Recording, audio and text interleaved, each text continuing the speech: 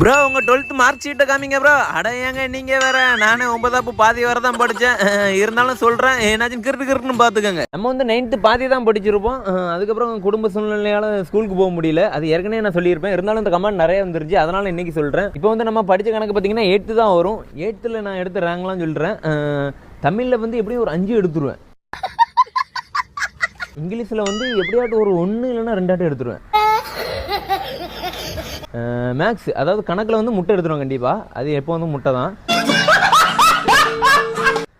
அடுத்து பார்த்திங்கன்னா அறிவியலில் வந்து கிட்டத்தட்ட அதே மாதிரி ஒரு 2. அதுக்கப்புறம் சமூக அறிவியல் அதுலேயும் ஒரு 2 எடுத்துருவேன். இப்படிலாம் செமையாக எடுப்பேன். கிட்டத்தட்ட ஒரு டோட்டலே ஒரு 12 அந்த மாதிரி வரும் பார்த்துக்குங்க. ஒரு திருப்பு டோட்டலே 4 தான் எடுத்துருந்தேன். எல்லாத்துலேயும் முட்டை வாங்கிட்டு ஏதோ தமிழில் மட்டும் என்னமோ 4 எடுத்துருந்தேன். என்னடி இது? அங்கே எங்கள் அம்மாட்ட கொண்டு போய் காமிச்சேன்னா எங்கள் அம்மா அருவாமனையோடு நிற்கும்.